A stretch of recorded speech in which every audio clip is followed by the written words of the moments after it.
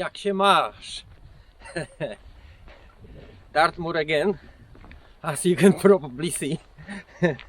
And today we are going to another, what I call enchanted forest. This one is called Wistman's Wood, and I hope it will be pretty much something like the one next to the Yestor in next to Meldon Reservoir on the West Oakmont River. As you can see, the weather is not a beautiful filming weather. Look at that. It's it's gonna give a climate once we get into the forest, but for now it's not many we can see really around here, because the visibility significantly decreased today. Well, we'll see what can be seen, what interesting can be seen today around on Dartmoor. We are down below the Princetown, if I could remember, or maybe above. Not very good memorizing what was on the map. Anyway, we are definitely in a south part of Dartmoor today, quite close to Princetown, housing in famous Dartmoor prison.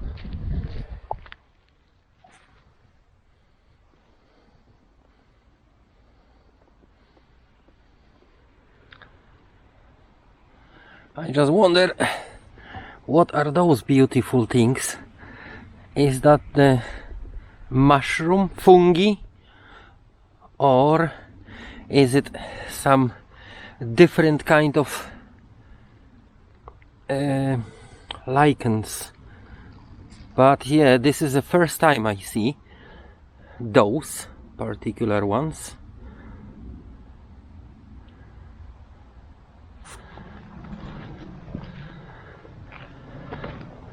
This is what the view ahead of me. So, just like I told you, nothing I can see in advance will be quite interesting. I hope we find the Wistman's Wood with no problem. I tell you what, even during the day with the fog like this, you can really get lost on a Dartmoor. I mean, I just look at the map and it looks like I'm going straight, but in fact that feels like I already have to turn almost 140-130 degrees. I think I'm still on a good path, but let me check on the map. Yeah, that's the footpath I have to follow. Beautiful. That's cool. It may be very confusing and tricky even during the day if you can't see anything around. Absolutely. Well, I guess it's gonna be just walking with the map today. Just polishing the skills of going with the map, as long as it works. We just entered the grounds of the nature reserve, Wistman's Woods Nature Reserve. It's an area of special scientific interest due to this being pretty much, if I could remember, 600 years old rainforest. Not many of those left, like I told you before. Another one is near Meldon Reservoir, and mainly what's protected here, I mean everything is protected, but mainly it is very unique moss and lichens flora, not fauna, because lichens belong to the separate kingdom, basically. Anyway, horsehair lichen. It's a species of lichen that you can find in this forest, and this is one of two places in UK where you can find those lichens. We'll see how much we can do within the forest, because there was a polite request not to leave the footpath, obviously, because if the nature reserve is about beautiful forest with the stones overgrown with moss, once you start walking in there, you're gonna destroy all this. We don't want to do that necessarily. So yeah, we'll see. Cannot show you the overall picture, unfortunately, because all you're gonna see is this. This is where the forest starts, and well, it is quite foggy today, very foggy. There is also a number of settlements around, settlements and stone huts, but again, with that fog, I'm not pretty sure if we will be able to localize it, because I found all this on Ordnance Survey map, which I don't have the online interactive map. It's just a normal standard map I can watch, and then I don't really know, it doesn't show my position on the map. Look at that. I believe that must be the horsehair. The very horsehair.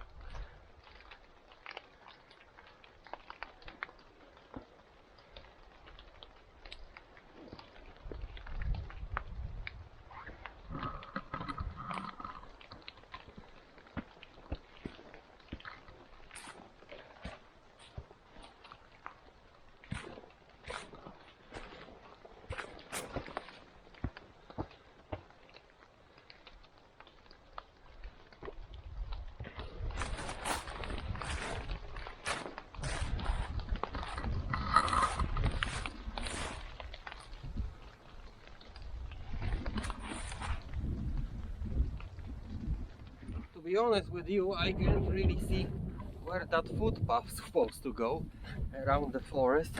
Perhaps that's the one, because yeah, like a clearly visible footpath just ended in front of the forest. But yeah, that must be one. We are above the forest, and somewhere here there is a number of settlements and stone huts remaining on the side of the tor, which would be absolutely obvious place next to the forest for such a thing. Doesn't surprise me. Down there we got the very river that Dartmoor takes a name from. It's called the West Dart River. West because there are two Dart rivers that eventually meet together, just like the both Oakment rivers.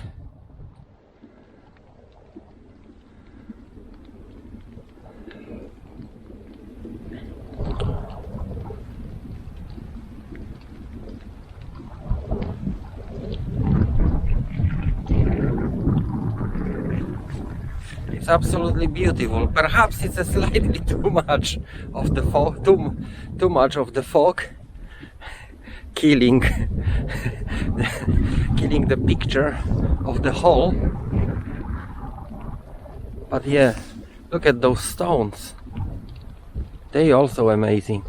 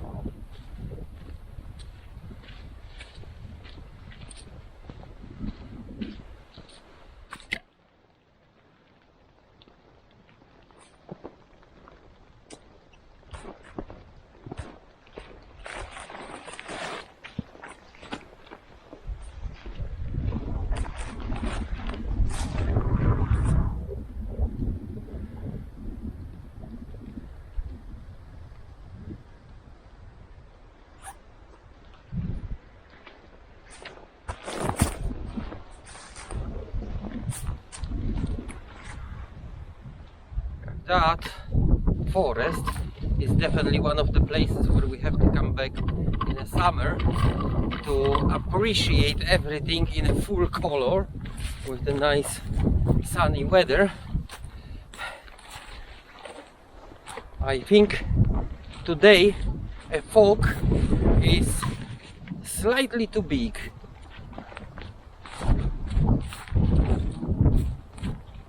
I can even see that fog being pushed right next to me.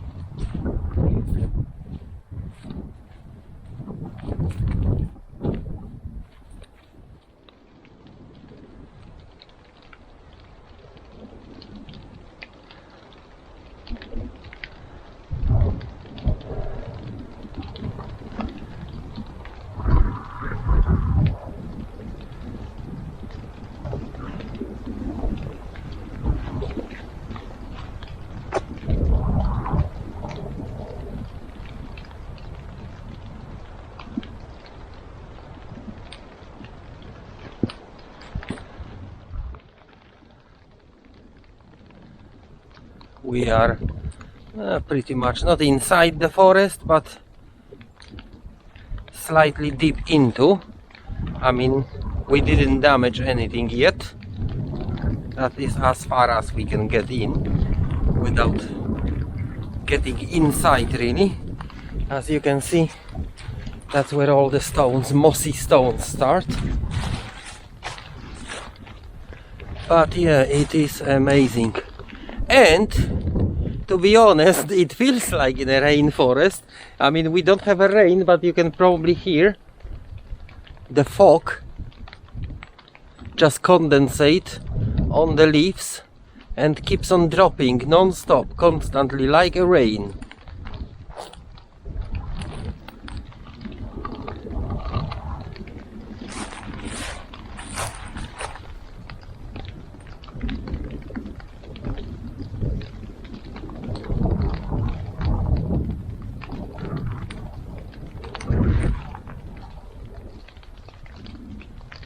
You can see different species of moss.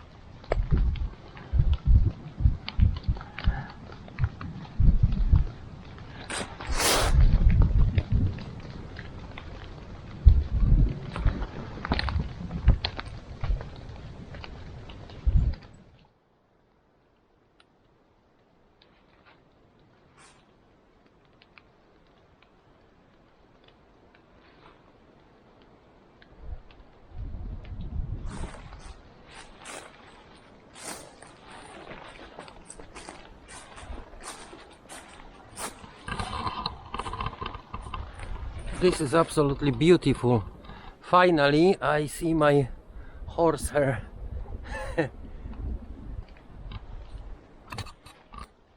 Amazing.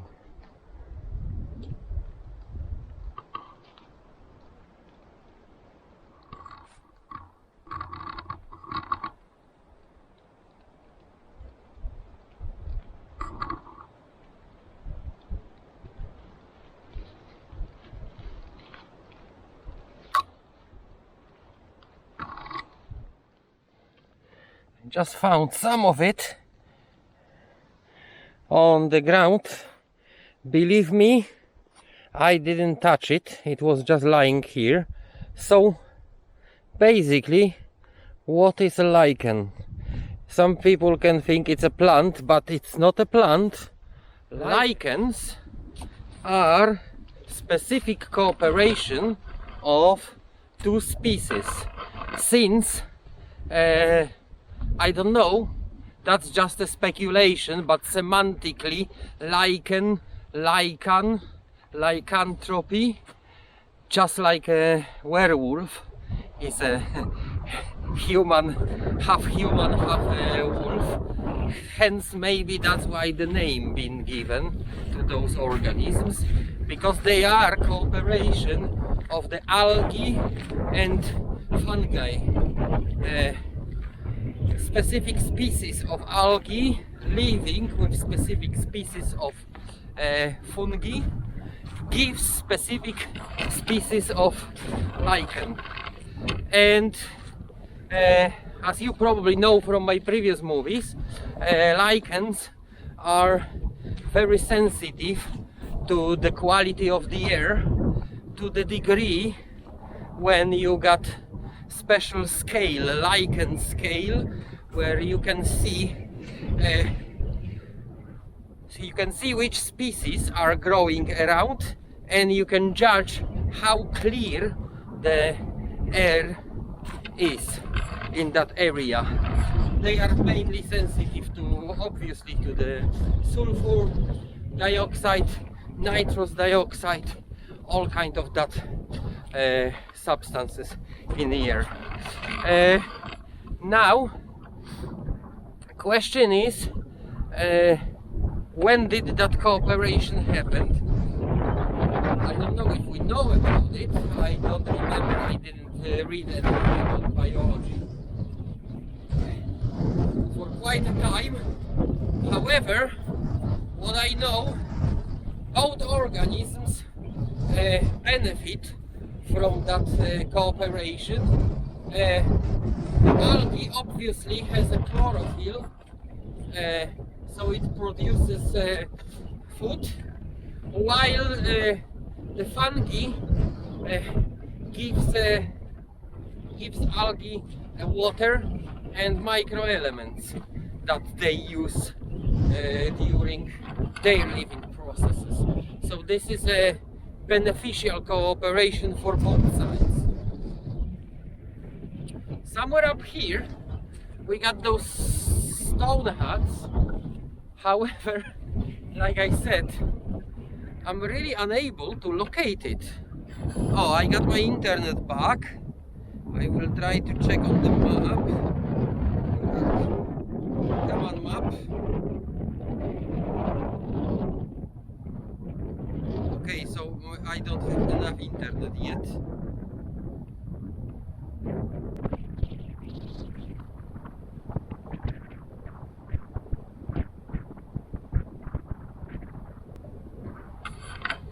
Okay, according to the map, there should be, whatever it is, pillow mounds and settlements scattered all over the place.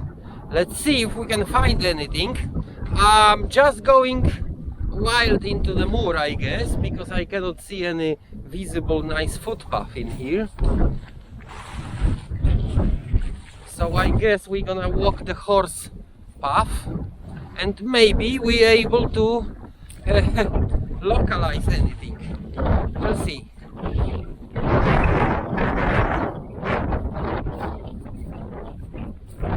Alright, I'm not sure if that's the case, but that clearly does not look natural. It is clearly some kind of mound. So maybe that's what the pillow mounds are.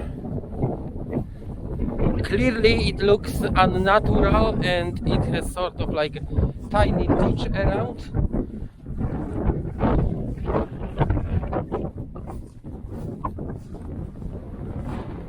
As you can see, it is shaped.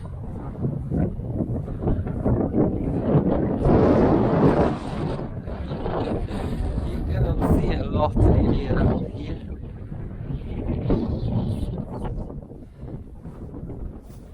Oh, different kind of lichen. The reddish.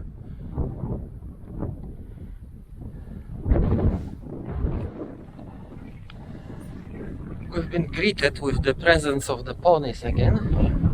It's quite a bunch of them around. You probably can see a lot.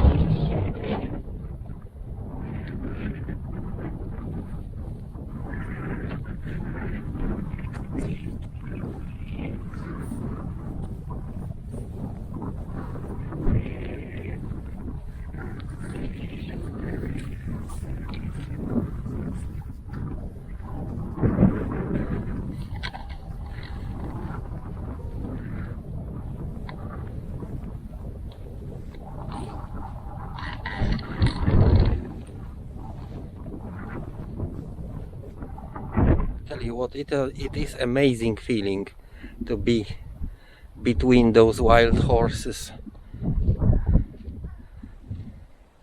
Literally in between.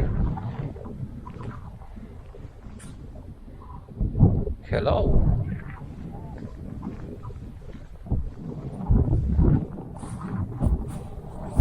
Come on. I think we just managed to find one stone hut. What do you think? I think this is the stone boundaries. Clearly this is a round structure. I'm right inside, and yeah, has something what looks like an entrance with the stone. That may be one of these. However, I'm not 100% sure. Like I said, it's difficult to say really, because it's overgrown by gorses and everything. But yeah, there should be a number of those scattered around here. I can see some stones at the top. We can see if by any chance that isn't something. Okay, this is more scattered around, but again, it looks more or less in a circular pattern, or at least it was at some point. And another one in here.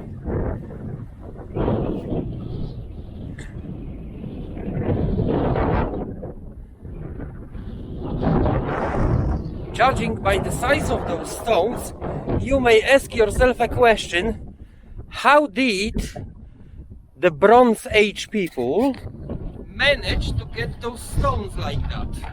Well, I'm not an expert in physics, but you can believe me, it is possible.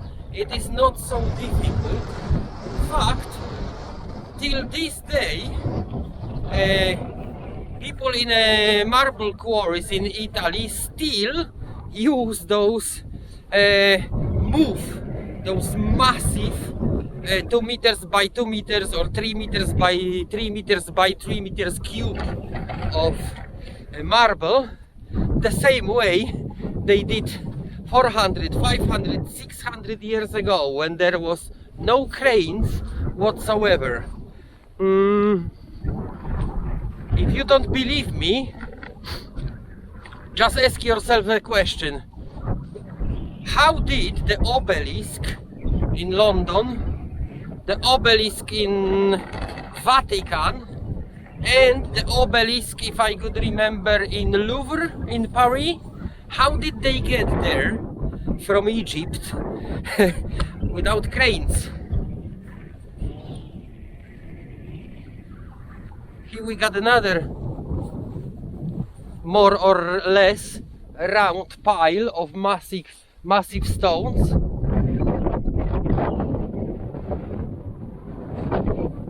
I mean, I don't want to create a new archaeology in here. I may not be right, but right now, after visiting a Grimspound, to be honest, things start looking slightly different than they did before. So let's go down to the Wistman forests, and then we will be on the way back, unless we can find some kind of cut, because we are right now between pretty much the Tor, one of the Tors, and the Wistman forest.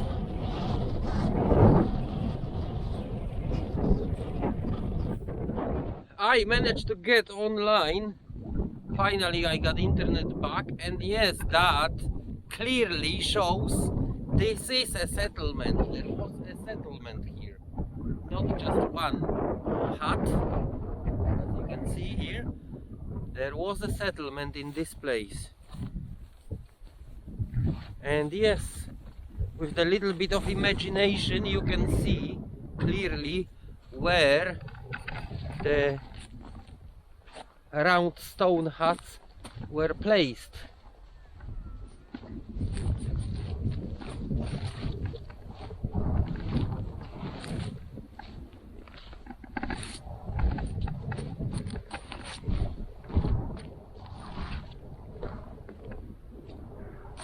There is a significant amount of stone anyway around, unlike in other places, and some of them standing upright. That the same pattern pretty much. We got entrance, circular foundation,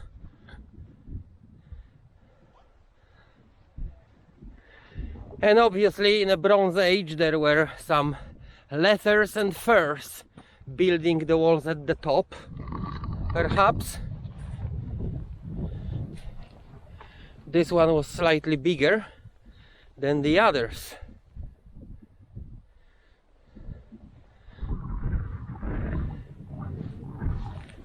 But yes, clearly that cannot be my imagination.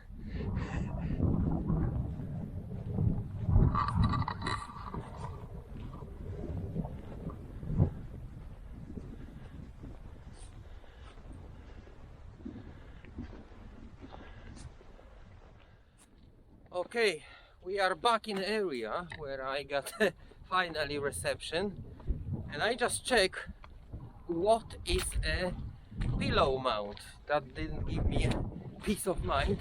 And yes, indeed, a pillow mount is a man-made earthwork that was used to house rabbits in medieval and post-medieval times.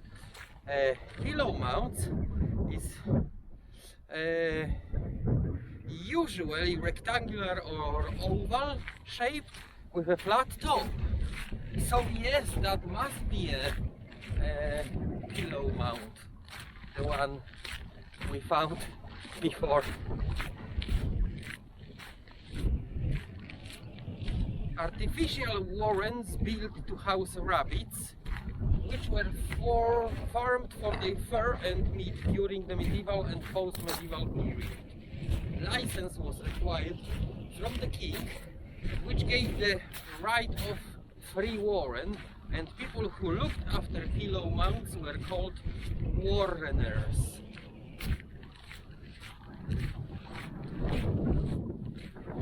And that is not built of just a soil, but looks to me like another pillow mount, really. That one is built with the stony walls or something.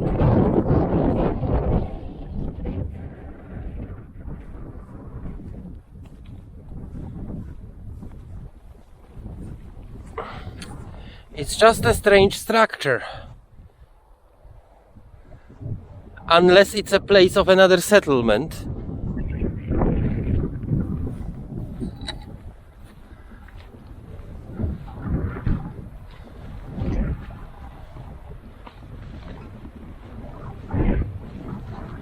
But it's nothing here on the map.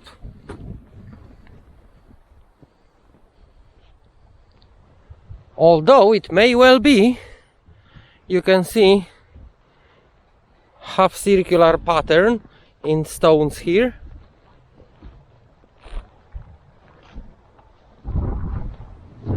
That could be plenty of stones scattered all of the sudden. Wow, look at that. Look at that nature's composition. Absolutely beautiful. I wish to come here while the mosses, ferns are green.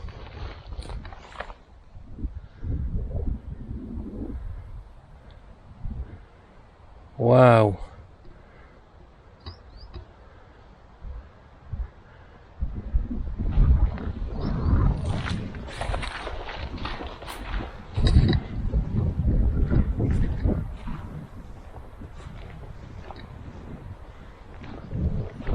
Okay,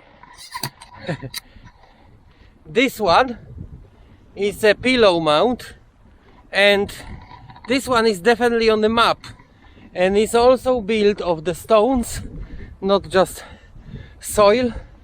So yes, the other one was as well a pillow mount. Oh, there is a number of those.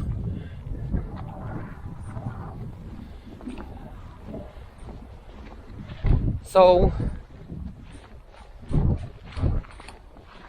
number one we got in here, and then we got 2 and 3 pillow mount.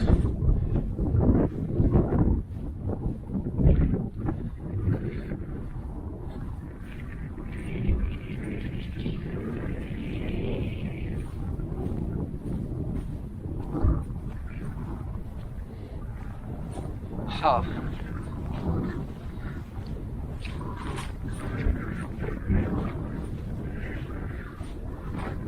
So they were structures to house rabbits.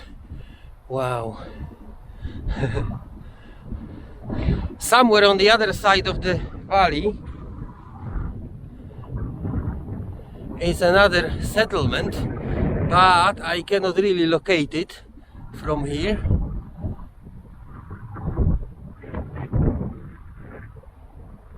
But it's also a beautiful forest in there. Okay, so fog seems to be clearing slightly. We got a tor not far from here. We got a tor, and